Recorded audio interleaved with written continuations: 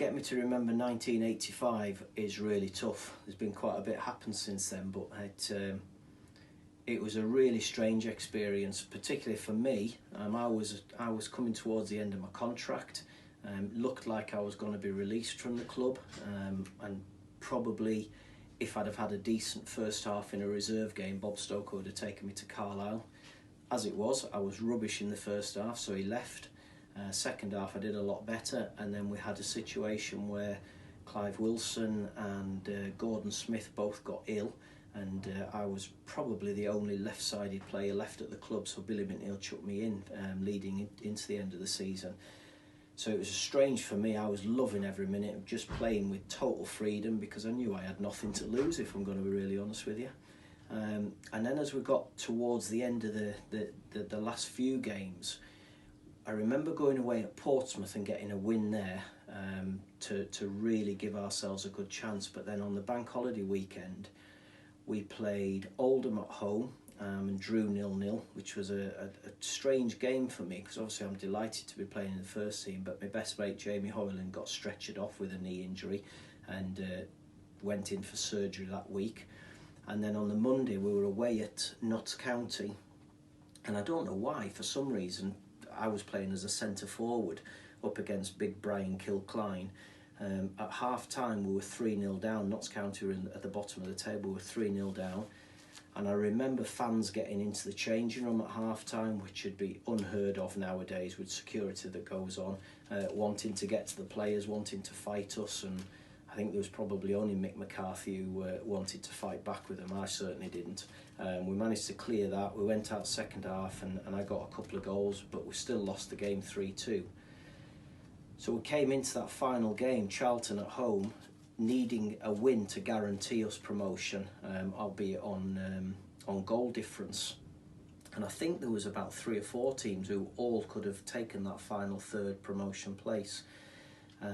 The week leading up to the game, I don't remember it being any different to a normal week.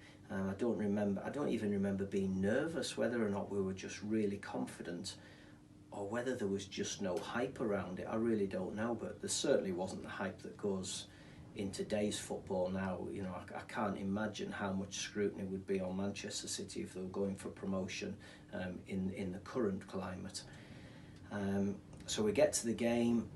In those days we never used to warm up on the pitch, so the first sighting I had of the crowd was actually running down the tunnel for the start of the game. And I'd played in front of 25s and 30 odd thousand, but never seen a crowd anything like it. And I remember running out and the noise was just incredible at Main Road. You know, there was people stood on the walls at the back of the Kippax. There were just anywhere they could to be able to see the game. The noise, the sight of it was just incredible. And I think that was probably the first time that my nerves actually hit me and I realised what we were playing for, what we were playing in front of, and I really just wanted the game to start and hope that the nerves just stopped. So then, game kicks off. We got off to a really good start with a goal early on, where I sort of latched onto I think it was a little bit of a tussle between Jim Melrose and a couple of their players. Ball ran loose to me, and I sort of had quite an easy task of just rolling it across the box for Dave Phillips to score, to go 1-0 up. We then had a real couple of close calls where we're saving things on the line. Alex Williams had to make saves, and then we won a corner. I remember drilling a ball into the far post and Andy May getting up and heading it. And from where I was stood taking the corner, I couldn't believe that it was going to go in. It didn't seem like a real powerful header, but it went right in the top corner over the lad on the line. And 2-0 up then at half time, you think you're in a really good position, but you also know that with the calibre of players that they had, you know, I remember there was a young Rob Lee playing in the side for them who went on, had a great career. Alan Kirbishley was experienced. Mark Hazelwood was an experienced player. The Kimball brothers who both went on and had good careers. So we knew they had players who were capable of coming back into it. And then I think it was Paul Power put a cross in for Jim Melrose to make it 3-0, and I think at 3-0 you'd probably start to relax. but there was still more than half an hour of the game left to go. So, you know, it was a case of just trying to keep going. The crowd was incredible. They were buzzing with everything that was going on. And then my goal was a bit of a strange one, really. It was just a big loopy ball over the top from Neil McNabb.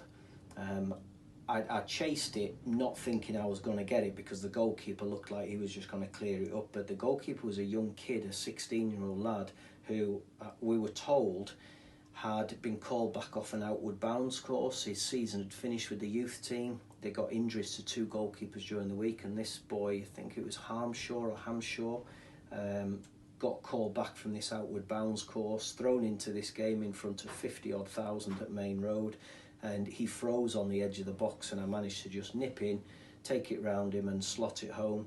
And I think probably my celebration, my boys have tried to claim it's the best celebration ever, but I think it's probably the worst celebration ever.